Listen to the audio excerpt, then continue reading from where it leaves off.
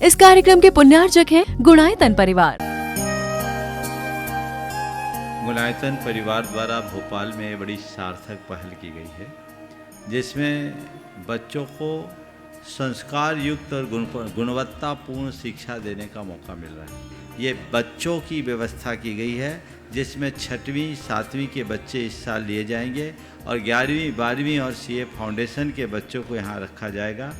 ये मेधावी छात्रों को प्रावीण्य के आधार पर उसे प्रविष्टि मिलेगी। पूरे देश भर से प्रविष्टियाँ आएगी। प्रत्येक कक्षा में मात्र 30-30 बच्चों का ही चयन होगा और चयनित बच्चे वे होंगे जो अपनी प्रतिभा के बल पर चुने जाएंगे और उनको एक प्रकार की स्कॉलरशिप दी जाएगी। ये छात्रवृत्ति के तहत पढ़ेंगे। गुणायतन के समाज कल्याण की दिशा में एक बहुत अच्छी पहल है और ये सार्थक पहल है। इसकी शुरुआत भोपाल से हो रही है। ये भोपाल वालों के लिए बहुत गौरव का विषय है। इसके लिए गुणायतन के साथ विद्यासागर इंस्टीट्यूट और सेज और एपीटी, इन तीनों को भी मैं बहुत बहुत आशीर्वाद देता हूँ।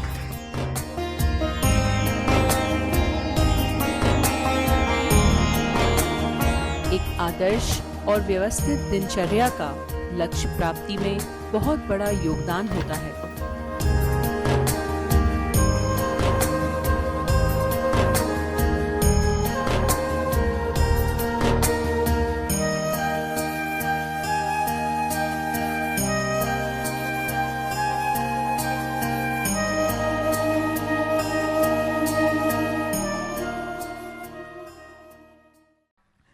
फील्ड टू हील भावना युग का विज्ञान, इस पुस्तक पर आधारित जो ऑनलाइन शिविर चल रहा है, उस शिविर के लिए महाराज श्री के पावन चरणों में हम प्रार्थना करें।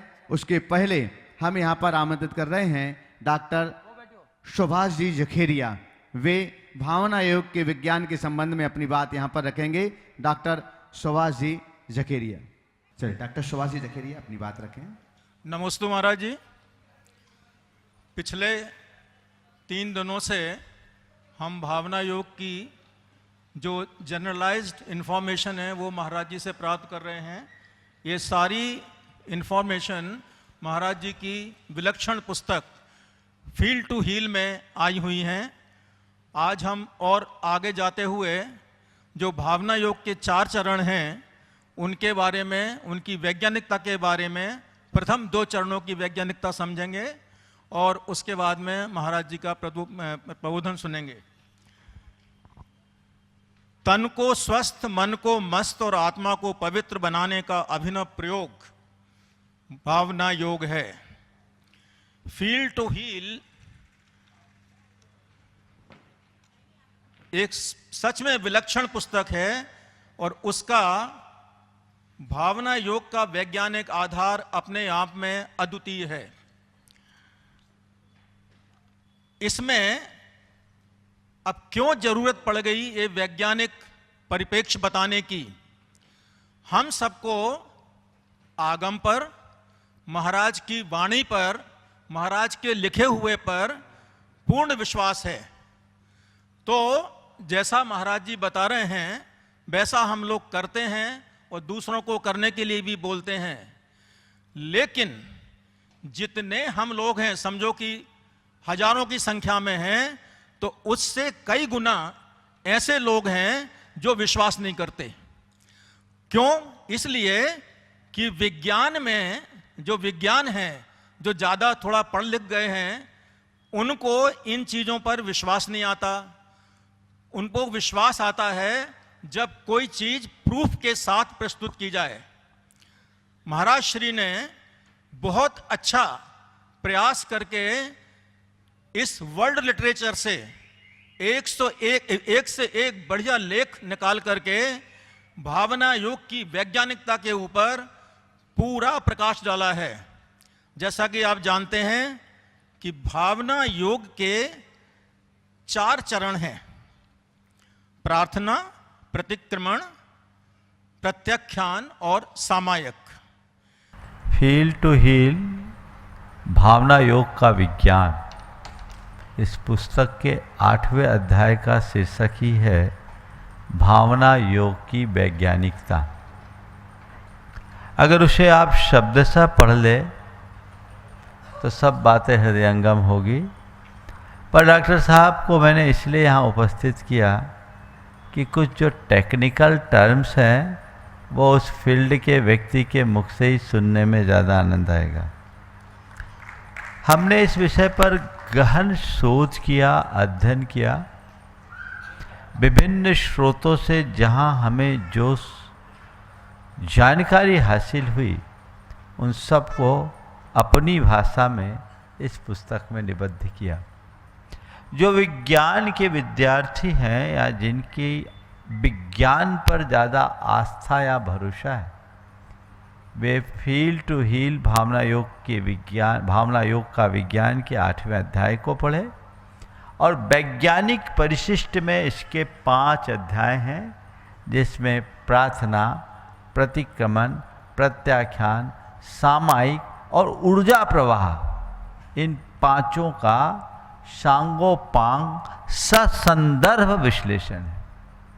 आप वहाँ उसका अवलोकन करके अपनी धारणा को और अधिक पुष्ट और समृद्ध बना सकते हैं, अपनी आस्था को बल दे सकते हैं।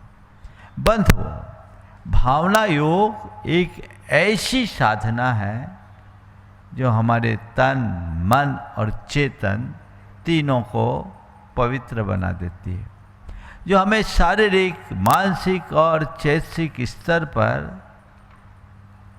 परिष्कृत करती है, स्वस्थ बनाती है और हमारे जीवन को निर्मल बनाने का रास्ता देती है। ये पूरी प्रक्रिया है और भावना योग के विज्ञान की चर्चा आप सबसे की गई और आगे भी की जाएगी। लेकिन आज मैं भावना योग,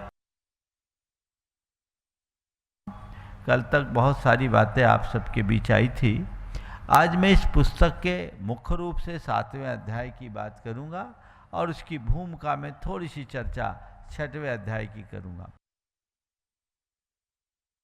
इतना सरल है और भाषा में आप सबको प्रवाह दिख रहा है, आपको शायद अलग से बताने की ज़रूरत नहीं है, लेकिन कुछ चीज़ें हैं जो आज कुछ स्लाइड्स के माध्यम से आप सबके बीच बताया जाएगा। जब भी हम भावना योग की बात करते हैं तो लोग ऐसा न समझ लें कि भावना योग कोई जादू की छड़ी है जो घुमाओ सब काम हो गया, कुछ करो महाराज भावना योग करते हैं। भावना योग कोई क्रिया नहीं और कोई चमत्कार नहीं, भावना योग एक साधना और प्रयोग है। जो इसे साधता है उसे सिद्धि मिलती है, जो इसका प्रयोग करता है उसकी शुद्धि होती है। साधो, प्रयोग करो, अपनाओ, आत्मसात करो, तभी आप इसका वांछित फल प्राप्त कर सकेंगे। सवाल है भावना योग कैसे काम करता है? तो भावना योग के विषय में मैंने आप सबसे कल चर्चा की थी कि हमारी भावनाओं का हमारी चेतना पर किस तरह से असर पड़ता है, धर्मशास्त्र की दृष्टि से, कर्मशास्त्र की दृष्टि से, मनोविज्ञान की दृष्टि से और विज्ञान की दृष्टि से। संक्षेप में मैं इनकी चर्चा करूंगा, फिर स्लाइड्स पर आऊंगा। धर्मशास्त्र हमारा ये कहता है, जाखी रही भावना जैसी, प्रभु मूरत देखी तिन तैसी, या भावना भवनाशिनी।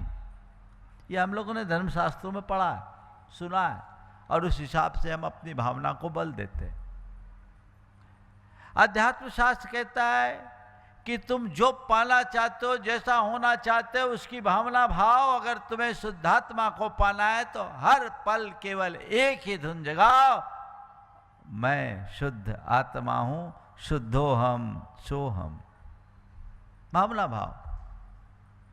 कर्म शास्त्र कहता है कि हमारी जैसी भावना होती है, हमारी चेतना में वैसे वाइब्रेशन होते हैं, जैसी भावना वैसा वाइब्रेशन, और जैसे वाइब्रेशन वैसे ही कर्म के पुंज हम अट्रैक्ट कर लेते हैं, और वो कर्म हमारी संस्कार चेतना में संस्कार के रूप में जम जाते हैं, कालांतर में वे ही फलते हैं और हमारे अच्छे और बुरे व्यक्तित्व का निर्धारण करते हैं। जैसी भावना वैसे विचार, वैसी वाणी वैसा व्यवहार, और जैसे विचार वाणी और व्यवहार वैसी प्रवृत्ति, जैसी प्रवृत्ति वैसे कर्म का बंध, जैसे कर्म का बंध वैसा भाग्य, और जैसा भाग्य वैसा भावी। ये भावना योग का कर्म सिद्धांत मूलक विश्लेषण है।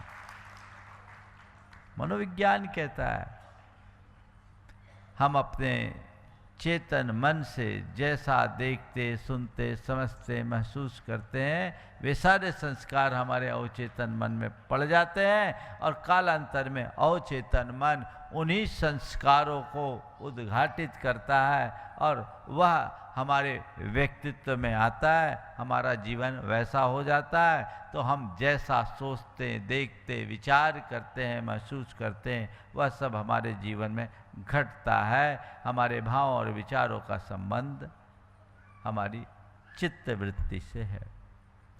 विज्ञान कहता है कि हमारी भावनाओं का संबंध हमारे शरीर में रहने वाले मस्तिष्क की पूरी तंत्रिका प्रणाली से, न्यूरोलॉजिकल सिस्टम से और एनर्जी साइंस से जुड़ा हुआ है, ऊर्जा से जुड़ा हुआ है। हमारी भावनाओं से हमारे शरीर के रसायन प्रभावित होते हैं। अभी डॉक्टर साहब बता रहे थे, प्रीफ्रंटल कॉर्टेक्स, हिप्पोकैम्पस और एमिगडाला हमारे मस्तिष्क के 3 प्रमुख अंग हैं। इनकी संरचना, अभी मेरे पास समय कम है, मैं उनके फंक्शन के बारे में नहीं बताऊंगा, डॉक्टर साहब बता चुके, और ये जिम्मा मैंने इन्हीं लोगों को दे रखा है। हालांकि पुस्तक में सब बातें वर्णित है, पर ये सब चीज़ें हमारे जैसे भाव होते हैं, हमारे शरीर में वैसे रसायन होते हैं। हम उदाहरण के लिए गुड हार्मोन और बैड हार्मोन के नाम से मैं 2 हार्मोन की चर्चा करूंगा, बाकी डिटेल नहीं बताऊंगा, क्योंकि मैं साइंस की क्लास नहीं ले रहा हूं, मैं मस्तिष्क विज्ञान नहीं पढ़ा रहा हूं, मैं तंत्रिका विज्ञान आपको नहीं पढ़ा रहा हूं, मैं तो आपको भावना योग का पाठ पढ़ा रहा हूं। लेकिन इतनी बात मैं आप सबसे कहना चाहूँगा कि हमारी भावनाओं से संबंध होता है। अभी आप नाम भूल जाओगे, कॉर्टिसोल क्या होता है, डोपामाइन क्या होता है, एंड्रोलाइन क्या होता है, पता नहीं, ये सब चीजें आपको याद नहीं रहेगी, पर गुड और बैड तुरंत याद रहेगा। तो हमारे अंदर हम गुड और बैड हार्मोन बोल देते हैं। हमारी भावनाओं से हमारे शरीर के अंतःस्रावी ग्रंथियों में परिवर्तन आता है। अंतःस्रावी ग्रंथियां परिवर्तित होती तो शरीर का रसायन बदल जाता है, जैसा भी आपको बताया गया। शरीर के रसायन के परिवर्तन से हमारे अंदर के कर्मों में परिवर्तन आ जाता है, हमारी प्रवृत्ति में परिवर्तन आता है, हमारे व्यवहार में परिवर्तन आता है। तो जब हम गुस्सा में होते हैं, उत्तेजना में होते हैं, वासना से ग्रसित होते हैं, तो हमारे शरीर में कॉर्टिसोल की मात्रा बढ़ जाती है।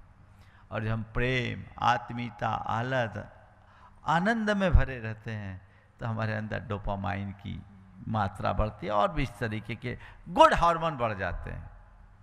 तो हमारी भावना से मस्तिष्क की संरचना में अपना बहुत बड़ा बदलाव आता है। प्रीफ्रंटल कॉर्टेक्स इसमें सबसे बड़ी भूमिका निभाता है, और वो जो परिवर्तन आता है वो हमारे जीवन में परिलक्षित होता है। इसलिए भावना से पूरा माइंडसेट जुड़ा हुआ है। मस्तिष्क की संरचना बदलती है, और मस्तिष्क का परिवर्तन हमारे व्यवहार के परिवर्तन का आधार बनता है। इसलिए यदि हम भावना को अच्छी रखेंगे तो हमारा मस्तिष्क ठीक तरीके से काम करेगा, और मस्तिष्क तो हमारे शरीर का मूल तंत्र है, वो ठीक काम करेगा तो पूरा जीवन अच्छा होगा। इसलिए मैं कह सकता हूं कि भावना योग एक ऐसा अभिनव प्रयोग है। शास्त्र, कर्म शास्त्र, मनोविज्ञान और शरीर विज्ञान सब दृष्टि से सही दिखता है और हमारे जीवन को रूपांतरित करता है। ये उस तरीके से काम करेगा, लेकिन कब? जब आप इसको साधोगे तब। भावना योग को अगर आप ठीक तरीके से करना चाहते हैं, अपने जीवन में परिवर्तन लाना चाहते हैं, तो इसकी 4 स्टेजेज हैं। प्रार्थना, प्रतिक्रमण, प्रत्याख्यान, सामायिक, ये तो है ही, लेकिन भावना योग क्या कहता है? भावना योग कहता है अपनी भावनाओं को बदलना सीखो, उसे परिष्कृत करना सीखो, उनका शुद्धिकरण सीखो, जो जीवन को रूपांतरित करेगा। तो अपनी भावनाओं को बदलने के लिए, अपनी भावनाओं को परिष्कृत करने के लिए, अपनी शुद्धिकरण के लिए हमें 4 स्टेप लेना है। पहला है अवेयरनेस। अवेयरनेस यानी हम अपनी भावनाओं को पहचाने। इस समय मेरे अंदर कौन सी भावना काम कर रही है, सकारात्मक है अथवा नकारात्मक, इसे मुझे पहचानना होगा। फिर पहचानने के बाद मैं संक्षेप में आगे बढ़ रहा हूं। ये 6वें अध्याय का विषय है, जो कल रह गया था उसको मैं लेकर के अभी मूल 7वां अध्याय मुझे आप सबसे बताना है। फिर उसके बाद एक्सेप्टेंस। आप अपनी भावनाओं को स्वीकारो कि हां, मेरे अंदर अभी क्रोध की आग लग गई है, मेरे भीतर में ईर्ष्या का धुआं उठ रहा है, या अभी मैं प्रेम से भरा हूं, मेरे अंदर में मैत्री की भावना है, मेरे अंदर सहजता और सरलता का भाव दिख रहा है। यानी इसको स्वीकार करो। मनोविज्ञान ये कहता है जिसको हम पहचान नहीं सकते उसको बदल नहीं सकते। पहले पहचानो है क्या, तब आप उसको बदलोगे, परिवर्तित कर पाओगे। और दूसरी बात, स्वीकार करते ही हर विकार की शक्ति आधी हो जाती है। हम लोगों के साथ अक्सर ये होता है कि हम लोग अपनी गलतियों और त्रुटियों को प्रायः स्वीकार नहीं करते, और जब स्वीकार नहीं करते तो वो हमारे अवचेतन मन में जाकर और गहरा हो जाता है। स्वीकार करते हैं तो हमारे चेतन मन के प्रकाश में आकर बाहर निकल जाता है, निर्मल बन जाता है। तो अपनी कोई भी कमजोरी हो तो उसको स्वीकार करो, एक्सेप्टेंस। फिर है ट्रांसफॉर्मेशन। अब उसे बदलो, परिवर्तित करो। ये मेरी गलती है, मुझे इसे बदलना है, अंतर मन के पश्चाताप पूर्ण भावों से। तब बदलाव होता है, व्यापक बदलाव। और फिर संस्कार, चौथा स्टेप। उसे दृढ़ करो, बार बार बार बार बार बार। जैसे एक ही जगह से बार बार रस्सी आती है तो उसमें निशान पड़ जाते हैं, ऐसे ही बार बार बार बार बार बार हम एक ही बात को दोहराते रहते हैं, दोहराते रहते हैं, दोहराते रहते हैं। तो मेडिकल के, साइंस की भाषा में कहते हैं, हमारे मस्तिष्क में एक न्यूरल पाथवे बन जाता है। मनोविज्ञान के हिसाब से हमारे अवचेतन मन में उनका प्रभाव जम जाता है। और धर्मशास्त्र की दृष्टि से वैसे हमारे अपने संस्कार बन जाते हैं। पुराने संस्कार मिटते जाते हैं, नए संस्कार जमते जाते हैं, जीवन परिष्कृत और संस्कारित हो जाता है। ये भावना योग का मूल तंत्र है। आपको इतनी व्याख्या विवेचना करने की जरूरत नहीं जब हम भावना योग के चारों चरणों की बात करते हैं। प्रार्थना, प्रतिक्रमण, प्रत्याख्यान और सामायिक अब शुरू करते हैं। है व्यवस्था? ये देखिए, ये भावना योग के मूल 4 चरण हैं। ये हमारी मूलभूत साधना का प्रमुख अंग है। ये हम मुनियों के जीवन के नियंत्रण का आधार है। जब मैंने भावना योग के बारे में विचार किया तो मुझे लगा कि केवल इन 4 को हमने अच्छे ढंग से समझ लिया, पूरा जीवन बदल सकता है। ये हमारे आत्मा के रूपांतरण की गहन प्रक्रिया है जो क्रम से चलती है। हम प्रार्थना से शुरुआत करते हैं, प्रार्थना से प्रतिक्रमण, प्रतिक्रमण से प्रत्याख्यान और सामायिक में आते हुए एकदम अपनी आत्मा में केंद्रित हो जाते हैं। एक यात्रा है बाहर से भीतर की ओर, जगत के कोलाहल से मन की ओर, बंधन से मुक्ति की ओर, आत्मा से परमात्मा की ओर, नकारात्मकता से सकारात्मकता की ओर यात्रा है। उस यात्रा पर हम चलेंगे। सबसे पहला चरण है प्रार्थना। प्रार्थना की बात जब कभी भी हमारे सामने आती है तो प्रार्थना क्या है? प्रायः हम किसी दिव्य शक्ति के चरणों में जाकर कुछ कामना और याचना करते हैं और इसे प्रार्थना मानते हैं। प्रार्थना ऐसा कुछ नहीं। प्रायः हम कुछ शब्दों को उच्चारण करते हैं, उसे दोहरा देते हैं, यह भी प्रार्थना नहीं है। प्रार्थना केवल शब्दों का उच्चारण नहीं अथवा किसी बाह्य शक्ति के सामने जाकर कुछ याचना करने का नाम नहीं है। प्रार्थना अंदर के भावों की एक ऐसी अभिव्यक्ति है जो हमारे चित्त की बिखरी हुई वृत्तियों को समेटकर मन की दिशा को संसार के आकर्षणों से मुक्त करके आत्मा के केंद्र की ओर ले जाता है। हम आत्मा के साथ जुड़े, जहां हम खुद अपने ही भीतर अपनी आत्मा से एक प्रार्थना करते हैं, स्वयं को सहज, शांत, स्वस्थ, सकारात्मक बनाने की कामना के रूप में। जब हम प्रार्थना करते हैं तो हम अपने अंदर एक बहुत बड़ा परिवर्तन करते हैं। हम किसी बाहरी शक्ति को बदलने का कोई प्रयास नहीं करते हैं, लेकिन हम स्वयं को, अपने दृष्टिकोण को और अपनी आंतरिक अवस्था को बदलने की प्रक्रिया में प्रवेश करते हैं। जब हम चलते हैं तो वो हम अपनी आत्मा की जो मूल शुद्धि है उसकी ओर बढ़ने की कोशिश करते हैं। अपने आप को शुद्ध और पवित्र बनाने की भावना अंतर मन में जगाते हैं। सकारात्मक भाव, विचार व कर्म विकारों से मुक्त होने की सच्ची विनम्र याचना करते हैं। एक ऐसी भावना हमारे अंदर होती है और ये केवल शब्दों तक सीमित न होकर भीतर से समर्पित होने की क्रिया है। ये आत्मा के अंतरतम की पुकार बन जाती है। जब भाव व्यंजना के साथ हम प्रार्थना करते हैं, जब हमारे अंदर से शब्द निकलते हे प्रभु, उसके साथ अंदर की जो उमंग जुड़ती है, जो श्रद्धा का भाव जुड़ता है, वो हमारे जीवन में आमूल चूल परिवर्तन लाता है। तो ये भावना योग का सबसे प्रारंभिक चरण है प्रार्थना। प्रार्थना के बाद हम दूसरे चरण में आते हैं, वह है प्रतिक्रमण। प्रतिक्रमण क्या है? अपने द्वारा किए गए दोषों के शुद्धिकरण का नाम प्रतिक्रमण है।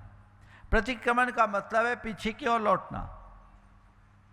हमने अपने अतीत में मन से, वचन से या अपने कर्मों के द्वारा, अपने शरीर के द्वारा जो भी अनुचित किया, जो विचार किया, बोला, व्यवहार किया, उसके विषय में ईमानदारी से उसका अवलोकन करना और सच्चे हृदय से प्रायश्चित करना, उसे स्वीकार करते हुए कि मैंने जो भी बुरा सोचा, जो भी बुरा बोला और जो भी बुरा किया, उसकी मैं निंदा करते हुए उसे स्वच्छ करता हूँ, उसकी सफाई करता हूँ। बदलाव जीवन में तभी घटित होता है और तब हम अपने आप को परिवर्तित और परिष्कृत करने में समर्थ होते हैं। ये कुछ नहीं है, जैसे आपके घर में कचरा जम जाता है, आप बुहारी लगाते हो, लगाते हैं, ऐसी मन में कचरा लगने पर बुहारी लगाने का काम ये प्रतिक्रमण करता है। चित्त के शुद्धिकरण की प्रक्रिया का नाम प्रतिक्रमण। जैसे किसी दर्पण में यदि धूल लग जाए, उसे साफ करें, दर्पण स्वच्छ बना रहता है। और किसी स्वच्छ दर्पण में नित्य प्रति धूल जमते जाए, धूल जमते जाए, धूल जमते जाए, तो आपको अपनी छवि दिखेगी क्या? नहीं दिखेगी। तो उसे साफ करना, उसे साफ करना नितांत जरूरी है। तो इसी तरह प्रतिक्रमण से हम अपने चित्त के दर्पण को साफ स्वच्छ करके अपने जीवन को पवित्र करते हैं, जिसमें त्रिआयामी अवस्था इसमें बनती है। सबसे पहले हम ज्ञान करते हैं अपनी गलतियों का, जो हमें सम्यक बोध की तरफ ले जाता है। हम उसे स्वीकार करते हैं, जो हमें अपने पूर्ण दायित्व की ओर मोड़ता है। हमने केवल जाना, केवल पश्चाताप किया, इतने मात्र से काम नहीं चलता, अपितु खेद और निश्चय करते हैं, इस पर पश्चाताप और खेद व्यक्त करते हुए उनकी पुनरावृत्ति न करने का संकल्प दोहराते हैं, तो वो पश्चाताप हमारे जीवन के परिवर्तन का आधार बन जाता है। कई लोग हैं जो प्रतिक्रमण तो कर लेते हैं, लेकिन उस प्रतिक्रमण के साथ वो भावना नहीं रहती, वैसा निश्चय नहीं होता, तो बस थोड़ी देर पहले किसी चीज़ के लिए माफ़ी मांगी, दोबारा वही कर लिया, जिस चीज़ के लिए कहा वही कार्य दोहराते गए। वो कहानी आती है ना कि शिष्य ने सीख लिया कि प्रतिक्रमण करने से पाप खत्म हो जाता है, वो कुम्हार का घड़ा फोड़ना शुरू कर दिया और तस्मिच्छामि दुक्कड़म कहना शुरू कर दिया, तो कुम्हार ने भी उसका सिर फोड़ दिया, कहा तस्मिच्छामि दुक्कड़म। ऐसा प्रतिक्रमण नहीं। प्रतिक्रमण तब है जो अंतर मन से हो, अपनी गलतियों का एहसास करते हुए उसकी शुद्धि का भाव हो और मन में ऐसा मनोभाव जागृत हो कि उसकी पुनरावृत्ति न करने के लिए संकल्पित और समर्पित हो जाए। इसका बड़ा वैज्ञानिक प्रभाव है, एक अध्याय परिशिष्ट में पूरा दिया हुआ है। प्रतिक्रमण में विज्ञान कैसे काम करता है, हमारा उसमें विज्ञान, मनोविज्ञान और ऊर्जा विज्ञान तीनों को आधार बना करके इन चारों की विवेचना की गई है। आप लोगों के पास पुस्तकें हैं, आप उससे उसको पढ़ सकते हैं, समझ सकते हैं और इसका लाभ भी उठा सकते हैं। अब हम तीसरे चरण की बात कर रहे हैं, वो है प्रत्याख्यान। प्रत्याख्यान है क्या? प्रत्याख्यान एक संकल्प है। हमारे शास्त्रों में प्रत्याख्यान का सीधा अर्थ लिया है त्याग करना या छोड़ देने का संकल्प, लेकिन प्रतिक्रमण के बाद है प्रत्याख्यान। प्रतिक्रमण अतीत की गलतियों के शोधन का नाम है और प्रत्याख्यान भविष्य की गलतियों से बचने का नाम है। अगर मैं शुद्ध शब्दों में प्रत्याख्यान की व्याख्या करूं तो प्रत्याख्यान का अर्थ होता है भावी जीवन को उज्जवल बनाने का संकल्प। मनुष्य जब अपने मन में नित्य प्रति कोई संकल्प करता है तो उन संकल्पों से उसके जीवन में बड़ा परिवर्तन घटित हो सकता है। वो जागरूकता आती है, उसके अवचेतन मन में वो जब संकल्प गहरा जाता है तो अवचेतन मन ही उसे नियंत्रित करता है और वह अपनी दुष्प्रवृत्तियों से बच सकता है। हम कोई भी बुरी प्रवृत्ति, कोई भी बुरी आदत, कोई भी बुरी भावना या किसी भी बुरे क्रिया से अपने आप को अलग करना चाहते हैं तो उसके लिए हमें संकल्पित होना जरूरी है। इसी संकल्प का नाम प्रत्याख्यान है, जो एक ऐसी शक्तिशाली प्रतिज्ञा है जो हमें सकारात्मक बनाती है। आत्मा को एक शक्तिशाली सकारात्मक और प्रेरक प्रक्रिया का नाम है प्रत्याख्यान, जो हमें उस तरीके से प्रेरित करती है। इसलिए हमें ये बात सदैव ध्यान रखना, कहते हैं सर्व संकल्प वसाद भौतिर लघुर भौतिर व महान। कोई लघु बनता है या महान, सब संकल्प के वश से बनता है। संकल्प रूपांतरण का बीज है, जैसा संकल्प वैसा जीवन। और यदि अपने जीवन को अच्छा बनाना चाहते हैं तो हमें संकल्प चाहिए। बिना ठोस संकल्प के क्षणिक पश्चाताप केवल सतही होकर के रह जाता है। इधर संकल्प लिया, इधर शिथिल हो गए। सतही संकल्प कभी काम नहीं करता। प्रत्याख्यान मन, वचन और काया तीनों ही स्तर पर एक नई सकारात्मक दिशा का निर्माण करता है और जब उस दिशा में व्यक्ति जुड़ जाता है तो उसका भविष्य अपने आप दृढ़ हो जाता है। और बंधुओं, जब तक हम अपने भविष्य के लिए ऐसा दृढ़ संकल्प नहीं लेते तब तक साधना की वास्तविक शुरुआत भी नहीं होती। इसलिए प्रार्थना, प्रार्थना के बाद प्रतिक्रमण और प्रतिक्रमण के उपरांत है प्रत्याख्यान, जो भावना योग के क्रमिक चरणों में तीसरा चरण है, और चौथा चरण है सामायिक। सामायिक हमारी साधना का सबसे श्रेष्ठ रूप, ये हमारे जीवन के रूपांतरण का मूल आधार है।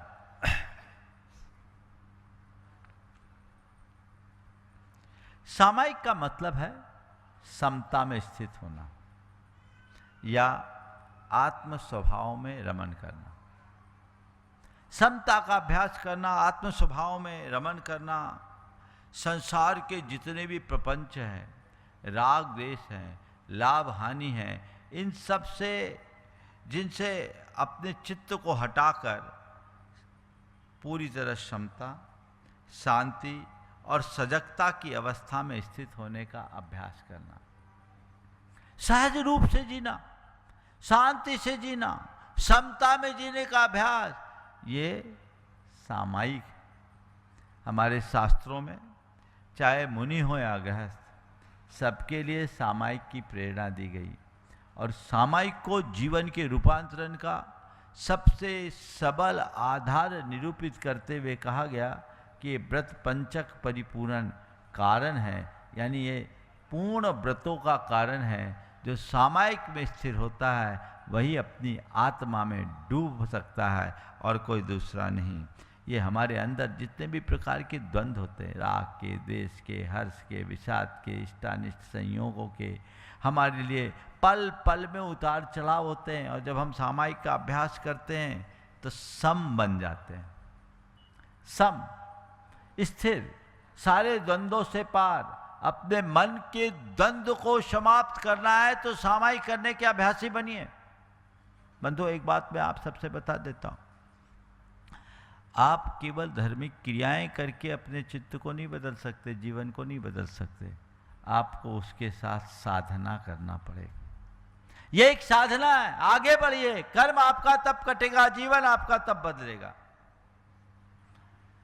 जब बाहर का संसार, बाहरी संसार का कोलाहल शांत होता है तब मन अच्छा होता है। जब बाहर संसार का कितना ही कोलाहल क्यों ना हो, कितनी ही प्रतिकूल परिस्थितियां क्यों ना हो, किंतु यदि हमारे भीतर एक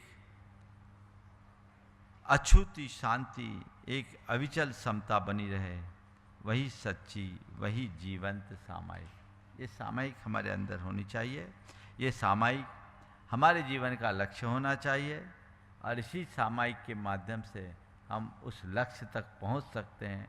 इसलिए सामायिक लक्ष्य भी है और हमारा मार्ग भी है, जो हमारे अंदर की क्षमता, शांति और सजगता की सर्वोच्च स्थिति के रूप में रहती है। हमें ऐसे सामायिक का निरंतर अभ्यास करना चाहिए। ये चारों चरण हैं। हम प्रार्थना से अपनी शुरुआत करते हैं, आत्मा को उसकी चारों चरणों में समन्वय और आत्मा को उसकी दिव्यता के साथ और पुकारना, समर्पण का भाव जगाना, ये सामायिक है। एक पूरा चक्र आप देख रहे हैं। पहले प्रार्थना है, प्रार्थना में हम आत्मा को उसकी दिव्यता की ओर पुकारते हैं, अपने हृदय में समर्पण का भाव जगाते हैं, और प्रतिक्रमण के माध्यम से अतीत के दोषों को और नकारात्मक संस्कारों को पहचान कर उन्हें आत्मा के धरातल से शुद्ध करते हैं। और फिर है प्रत्याख्यान, जो भविष्य में उन दोषों के प्रति पुनरावृत्ति न करने की दृढ़ संकल्प के रूप में होता है। और जब इन तीनों चरणों से ऊपर उठते हैं तब समता, शांति, आत्म जागरूकता की स्थिति में निर्मित स्थित होकर आत्मा के सहज स्वभाव का अनुभव कराते हैं। ये तीनों चारों एक चक्र है जो बहुत प्रभावशाली, वैज्ञानिक और मनोवैज्ञानिक भी है, जिनकी चर्चा आने वाले सत्र में आप सबके मध्य की जाएगी। ये हमारे भावना योग के 4 चरणों की प्रमुखता से बात हुई। कल भगवान पार्श्वनाथ का निर्वाण महामहोत्सव है, पूरा भोपाल यहाँ आकर के इसे मनाएगा, और कल का दिन पार्श्वनाथ भगवान के चरणों में समर्पित होगा। हम पार्श्वनाथ भगवान की क्षमा को अपने जीवन में कैसे आत्मसात करें, वहाँ भावना योग कैसे हमारे जीवन में काम करता है, कल का विषय उस पर ही संबंधित रहेगा, उसी से संदर्भित रहेगा। भावना योग करा दे, उससे ही संदर्भित होगा। पार्षद भगवान के निर्वाण महामहोत्सव के संदर्भ में बात होगी। और परसों यानी 1 तारीख को पुनः भावना योग की वैज्ञानिकता पर यहाँ आप सबके बीच प्रकाश डाला जाएगा। उसके पूरे वैज्ञानिक सिद्धांतों को आप सबके बीच में विवेचित किया जाएगा। पुस्तक में ये सब बातें समाहित है, आप उसका लाभ ले सकते हैं। हम 5 मिनट एक छोटा सा भावना योग करके आज के इस वक्तव्य को यहीं पर विराम देंगे।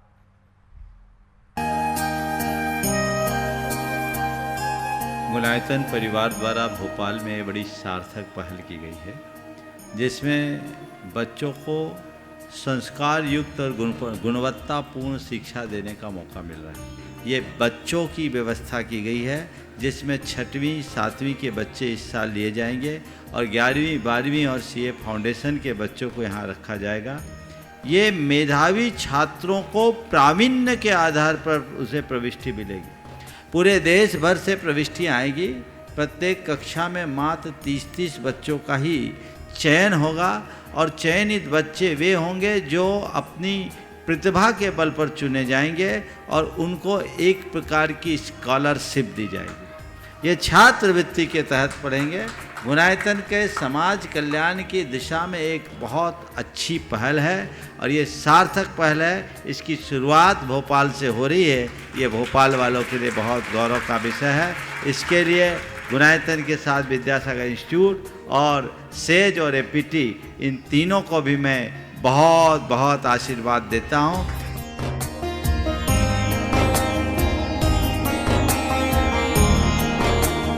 एक आदर्श और व्यवस्थित दिनचर्या का लक्ष्य प्राप्ति में बहुत बड़ा योगदान होता है।